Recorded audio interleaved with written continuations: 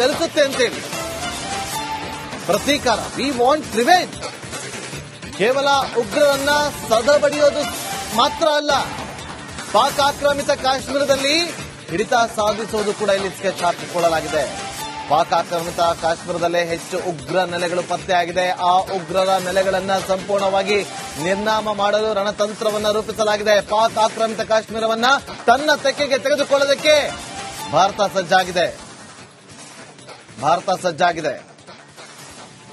ಇಷ್ಟು ದಿನ ಹೇಳದೆ ಎಲ್ಲವನ್ನು ಕೂಡ ಮಾಡ್ತಾ ಇದ್ರು. ಈಗ ಹೇಳಿ ಮಾಡುವಂತ ಸಂದರ್ಭ ಬಂದೊದಗಿದೆ.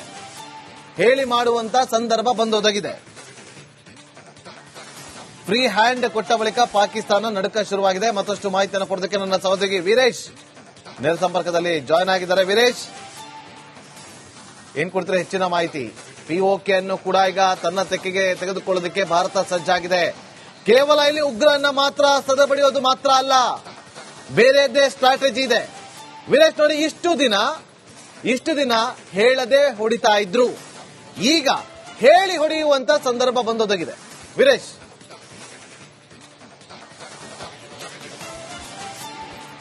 ನಾಗೇಂದ್ರ ಬಾಬು, ಭಾರತ ಪಾಕ್ ವಾರ್ ಇನ್ನೇನು ಕೆಲವೇ ಕ್ಷಣ ಕೇಂದ್ರ ಹಿರಿಯ ಸಚಿವರು ಬಂದು ಸುದ್ದಿಗೋಷ್ಠಿ ನಡೆಸ್ತಾರೆ. ಯಾಕಂದ್ರೆ ಬೆಳಗ್ಗೆ 11ರಿಂದ ಹೈ ವೋಲ್ಟೇಜ್ ಮೀಟಿಂಗ್ ಆಗಿದೆ, ಸುಮಾರು 4-5 ಮೀಟಿಂಗ್ ಆಗಿದೆ. ಭದ್ರತಾ ಸಂಪುಟ ಇಲಾಖೆ ಜೊತೆ, ರಾಜಕೀಯ ವ್ಯವಹಾರ ಇಲಾಖೆ ಜೊತೆ, ಆರ್ಥಿಕ ಇಲಾಖೆ ಸಂಪುಟ ಸಭೆ, ಮತ್ತೊಂದು ಕಡೆ ಸೂಪರ್ ಕ್ಯಾಬಿನೆಟ್ ಸಭೆ ಆಗಿದೆ. ಆ ಸಭೆಯಲ್ಲಿ ಏನೆಲ್ಲ ನಿರ್ಧಾರ ಆಯಿತು ಎಂಬುದು ಈಗ ಕೆಲವೇ ಕ್ಷಣದಲ್ಲಿ ಮಾಧ್ಯಮಗೋಷ್ಠಿ ಮೂಲಕ ಗೊತ್ತಾಗುತ್ತೆ. ಇದರ ನಡುವೆ ಇದೀಗ ಅಂದ್ರೆ ಪಿಒಕೆಯನ್ನ ವಶಪಡಿಸಿಕೊಡಲು ಇದೀಗ ಭಾರತ ಸರ್ಕಾರ ಮುಂದಾಗಿದೆ. ಹೀಗಾಗಿ ಒಂದ್ ಕಡೆ ಆ ಸೈನ್ಯಗೆ ಫುಲ್ ಅಧಿಕಾರ ಸಹ ಏನೋ ನರೇಂದ್ರ ಮೋದಿ ಅವರು ಕೊಟ್ಟಿದ್ದಾರೆ.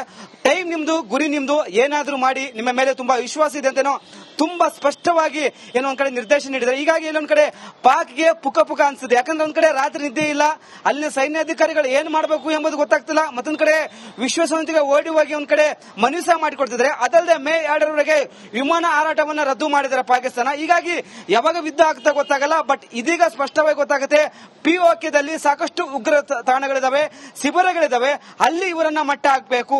ಆ ಒಂದು ಜಾಗವನ್ನ ವಶಪಡಿಸಿಕೊಂಡ್ರೆ ಭಯೋತ್ಪಾದನೆ ಮುಂದಿನ ದಿನಗಳಲ್ಲಿ ಸಂಪೂರ್ಣವಾಗಿ ಎಲ್ಲ ಇದಾಗುತ್ತೆ. ಹೀಗಾಗಿ ಆ ಒಂದು ಪ್ರದೇಶವನ್ನ ವಶಪಡಿಸಿಕೊಳ್ಬೇಕಂತ ಒಂದ್ ಕಡೆ ನಿರ್ಧಾರ ಮಾಡಿದ್ದಾರೆ. ಹೀಗಾಗಿ 3 ಸೇನೆಗಳಿಗೆ ಮುಖ್ಯಸ್ಥರ ಜೊತೆ ನಿನ್ನೆ ಸಭೆ ಆಗಿದೆ. ಸಭೆಯಲ್ಲಿ ಡೈರೆಕ್ಷನ್ ಮಾತ್ರ ಕರೆಕ್ಟ್ ಆಗಿದೆ, ಗುರಿ ಮಾತ್ರ ಇನ್ನೇನು ಸಭೆ ನಂತರ ಗೊತ್ತಾಗುತ್ತೆ. ಯಾಕಂದ್ರೆ ಒಂದ್ ಕಡೆ ಉಗ್ರಗಾಮಿಗಳು, ಪಾಕಿಸ್ತಾನದ ಉಗ್ರಗಾಮಿಗಳು ಹೀಗಾಗಿ ಗೊತ್ತಾಗಿದೆ, ಭಾರತ ಯುದ್ಧ ಮಾಡಿದ್ರೆ ಫಸ್ಟ್ ನಮ್ಮ ಶಿಬಿರ ಮೇಲೆ ದಾಳಿ ಆಗುತ್ತಂತ. ಹೀಗಾಗಿ ಸೈನ್ಯ ಬಂಕರ್ಗಳಿಗೆ ಉಗ್ರಗಾಮಿಗಳನ್ನ ಅಲ್ಲಿನ ಪಾಕಿಸ್ತಾನ ಸೈನ್ಯಾಧಿಕಾರಿ ಕಳಿಸಿದ್ದಾರೆ. ಹೀಗಾಗಿ ಭಾರತ ವೇಟ್ ಮಾಡುತ್ತೆ ಎಂಬುದನ್ನ ಕಡೆ ಹೇಳಲಾಗ್ತಿದೆ. ಯಾಕಂದ್ರೆ ಫಸ್ಟ್ ಯಾರು ಈ ಒಂದು ಮುಖ್ಯಸ್ಥರು, ಉಗ್ರಗಾಮಿಗಳು ಯಾರಿಗೆ ಈ ಒಂದು ಪೋಷಣೆ ಮಾಡ್ತಿದ್ದಾರೆ? ಯಾಕಂದ್ರೆ ಪದೇ ಭಾರತ ಮೇಲೆ ಅಟ್ಯಾಕ್ ಮಾಡ್ತಿದ್ದಾರೆ. ಅದರಲ್ಲಿ ಕಾಶ್ಮೀರ ಜನರನ್ನ ಸಾಯಿಸ್ತಾ ಇದ್ರೆ ಮತ್ತು ಅಲ್ಲಿನ ಜನರನ್ನ, ಯಾಕಂದ್ರೆ 26 ಜನ ಸಾವನ್ನಪ್ಪಿದ್ದಾರೆ. ಈಗ ಮುಂದಿನ ದಿನಗಳಲ್ಲಿ ಈ ತರ ಘಟನೆ ಆಗಬಾರದು.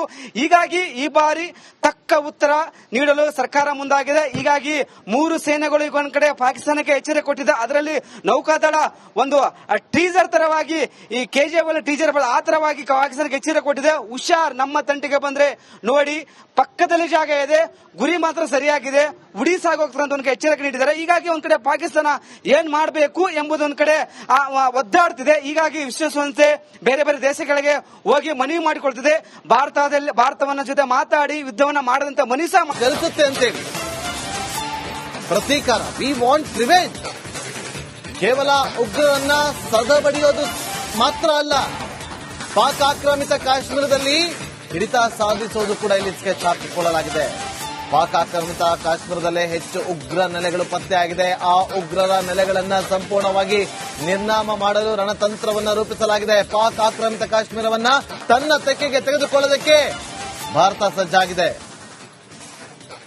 ಸಜ್ಜಾಗಿದೆ. ಇಷ್ಟು ದಿನ ಹೇಳದೆ ಎಲ್ಲವನ್ನು ಕೂಡ ಮಾಡ್ತಾ ಇದ್ರು. ಈಗ ಹೇಳಿ ಮಾಡುವಂತ ಸಂದರ್ಭ ಬಂದೊದಗಿದೆ.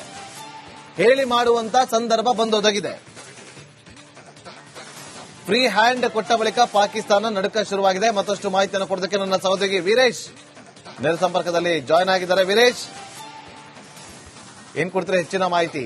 ಪಿಒಕೆ ಅನ್ನು ಕೂಡ ಈಗ ತನ್ನ ತೆಕ್ಕೆಗೆ ತೆಗೆದುಕೊಳ್ಳೋದಕ್ಕೆ ಭಾರತ ಸಜ್ಜಾಗಿದೆ. ಕೇವಲ ಇಲ್ಲಿ ಉಗ್ರನ್ನ ಮಾತ್ರ ಸದಬಡಿಯೋದು ಮಾತ್ರ ಅಲ್ಲ, ಬೇರೆದ್ದೇ ಸ್ಟ್ರಾಟಜಿ ಇದೆ. ವೀರೇಶ್ ನೋಡಿ, ಇಷ್ಟು ದಿನ ಇಷ್ಟು ದಿನ ಹೇಳದೆ ಹೊಡಿತಾ ಇದ್ರು, ಈಗ ಹೇಳಿ ಹೊಡೆಯುವಂತ ಸಂದರ್ಭ ಬಂದೊದಗಿದೆ. ವೀರೇಶ್,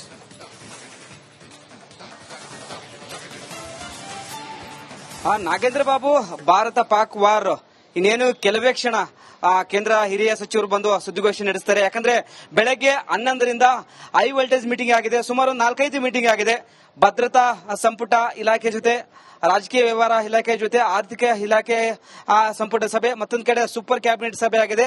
ಆ ಸಭೆಯಲ್ಲಿ ಏನೆಲ್ಲ ನಿರ್ಧಾರ ಆಯಿತು ಎಂಬುದು ಈಗ ಕೆಲವೇ ಕ್ಷಣದಲ್ಲಿ ಮಾಧ್ಯಮಗೋಷ್ಠಿ ಮೂಲಕ ಗೊತ್ತಾಗುತ್ತೆ. ಇದರ ನಡುವೆ ಇದೀಗ ಅಂದ್ರೆ ಪಿಒಕೆಯನ್ನ ವಶಪಡಿಸಿಕೊಡಲು ಇದೀಗ ಭಾರತ ಸರ್ಕಾರ ಮುಂದಾಗಿದೆ. ಹೀಗಾಗಿ ಒಂದ್ ಕಡೆ ಆ ಸೈನ್ಯಗೆ ಫುಲ್ ಅಧಿಕಾರಕ್ಕೆ ಸಹ ಏನು ನರೇಂದ್ರ ಮೋದಿ ಅವರು ಕೊಟ್ಟಿದ್ದಾರೆ. ಟೈಮ್ ನಿಮ್ದು, ಗುರಿ ನಿಮ್ದು, ಏನಾದ್ರೂ ಮಾಡಿ, ನಿಮ್ಮ ಮೇಲೆ ತುಂಬಾ ವಿಶ್ವಾಸ ಇದೆ ಅಂತೇನೋ ತುಂಬಾ ಸ್ಪಷ್ಟವಾಗಿ ಏನೋ ಒಂದ್ ಕಡೆ ನಿರ್ದೇಶನ ನೀಡಿದ್ದಾರೆ. ಹೀಗಾಗಿ ಇಲ್ಲೊಂದ್ ಕಡೆ ಪಾಕ್ಗೆ ಪುಕ ಪುಕ ಅನ್ಸುತ್ತೆ. ಯಾಕಂದ್ರೆ ಒಂದ್ ಕಡೆ ರಾತ್ರಿ ನಿದ್ದೆ ಇಲ್ಲ, ಅಲ್ಲಿನ ಸೈನ್ಯಾಧಿಕಾರಿಗಳು ಏನ್ ಮಾಡಬೇಕು ಎಂಬುದು ಗೊತ್ತಾಗ್ತಿಲ್ಲ. ಮತ್ತೊಂದ್ ಕಡೆ ವಿಶ್ವಸಂಸ್ಥೆಗೆ ಓಡಿ ಹೋಗಿ ಒಂದ್ ಕಡೆ ಮನವಿ ಸಹ ಮಾಡಿಕೊಡ್ತಿದ್ದಾರೆ. ಅದಲ್ಲದೆ ಮೇ 2ರವರೆಗೆ ವಿಮಾನ ಹಾರಾಟವನ್ನು ರದ್ದು ಮಾಡಿದ್ದಾರೆ ಪಾಕಿಸ್ತಾನ. ಹೀಗಾಗಿ ಯಾವಾಗ ಯುದ್ಧ ಆಗ್ತಾ ಗೊತ್ತಾಗಲ್ಲ. ಬಟ್ ಇದೀಗ ಸ್ಪಷ್ಟವಾಗಿ ಗೊತ್ತಾಗುತ್ತೆ, ಪಿಒಕೆದಲ್ಲಿ ಸಾಕಷ್ಟು ಉಗ್ರ ತಾಣಗಳಿದಾವೆ, ಶಿಬಿರಗಳಿದಾವೆ, ಅಲ್ಲಿ ಇವರನ್ನ ಮಟ್ಟ ಹಾಕಬೇಕು. ಆ ಒಂದು ಜಾಗವನ್ನ ವಶಪಡಿಸಿಕೊಂಡ್ರೆ ಭಯೋತ್ಪಾದನೆ ಮುಂದಿನ ದಿನಗಳಲ್ಲಿ ಸಂಪೂರ್ಣವಾಗಿ ಎಲ್ಲ ಇದಾಗುತ್ತೆ. ಹೀಗಾಗಿ ಆ ಒಂದು ಪ್ರದೇಶವನ್ನ ವಶಪಡಿಸಿಕೊಳ್ಬೇಕಂತ ಒಂದ್ ಕಡೆ ನಿರ್ಧಾರ ಮಾಡಿದ್ದಾರೆ.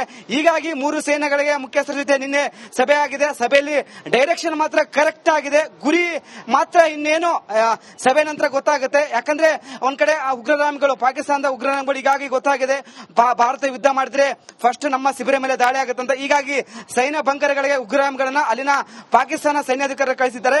ಹೀಗಾಗಿ ಭಾರತ ವೇಟ್ ಮಾಡುತ್ತೆ ಎಂಬುದನ್ನ ಕಡೆ ಹೇಳಲಾಗ್ತಿದೆ. ಯಾಕಂದ್ರೆ ಫಸ್ಟ್ ಯಾರು ಈ ಒಂದು ಮುಖ್ಯಸ್ಥರು, ಉಗ್ರಗಾಮಿಗಳು ಯಾರಿಗೆ ಈ ಒಂದು ಪೋಷಣೆ ಮಾಡ್ತಿದ್ದಾರೆ. ಯಾಕಂದ್ರೆ ಪದೇ ಪದೇ ಭಾರತ ಮೇಲೆ ಅಟ್ಯಾಕ್ ಮಾಡ್ತಿದ್ರೆ, ಅದರಲ್ಲಿ ಕಾಶ್ಮೀರ ಜನರನ್ನ ಸಾಯಿಸ್ತಿದ್ರೆ ಮತ್ತು ಅಲ್ಲಿನ ಜನರನ್ನ, ಯಾಕಂದ್ರೆ 26 ಜನ ಸಾವನ್ನಪ್ಪಿದ್ದಾರೆ. ಈಗ ಮುಂದಿನ ದಿನಗಳಲ್ಲಿ ಈ ತರ ಘಟನೆ ಆಗಬಾರದು.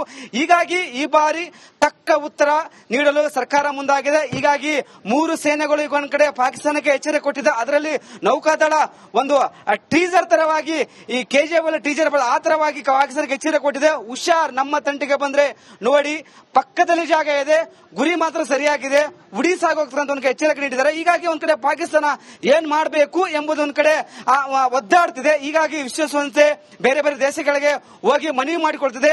ಭಾರತವನ್ನ ಜೊತೆ ಮಾತಾಡಿ ಯುದ್ಧವನ್ನ ಮಾಡದಂತ ಮನವಿ ಸಹ ಕಲಿಸುತ್ತೆ ಅಂತೇಳಿ. ಪ್ರತೀಕಾರ, ವಿ ವಾಂಟ್ ರಿವೆಂಜ್. ಕೇವಲ ಉಗ್ರರನ್ನ ಸದಬಡಿಯೋದು ಮಾತ್ರ ಅಲ್ಲ, ಪಾಕ್ ಆಕ್ರಮಿತ ಕಾಶ್ಮೀರದಲ್ಲಿ ಹಿಡಿತ ಸಾಧಿಸುವುದು ಕೂಡ ಇಲ್ಲಿ ಸ್ಕೆಚ್ ಹಾಕಿಕೊಳ್ಳಲಾಗಿದೆ. ಪಾಕ್ ಆಕ್ರಮಿತ ಕಾಶ್ಮೀರದಲ್ಲೇ ಹೆಚ್ಚು ಉಗ್ರ ನೆಲೆಗಳು ಪತ್ತೆಯಾಗಿದೆ. ಆ ಉಗ್ರರ ನೆಲೆಗಳನ್ನ ಸಂಪೂರ್ಣವಾಗಿ ನಿರ್ನಾಮ ಮಾಡಲು ರಣತಂತ್ರವನ್ನ ರೂಪಿಸಲಾಗಿದೆ. ಪಾಕ್ ಆಕ್ರಮಿತ ಕಾಶ್ಮೀರವನ್ನ ತನ್ನ ತೆಕ್ಕೆಗೆ ತೆಗೆದುಕೊಳ್ಳೋದಕ್ಕೆ ಭಾರತ ಸಜ್ಜಾಗಿದೆ. ಇಷ್ಟು ದಿನ ಹೇಳದೆ ಎಲ್ಲವನ್ನು ಕೂಡ ಮಾಡ್ತಾ ಇದ್ರು, ಈಗ ಹೇಳಿ ಮಾಡುವಂತ ಸಂದರ್ಭ ಬಂದೊದಗಿದೆ.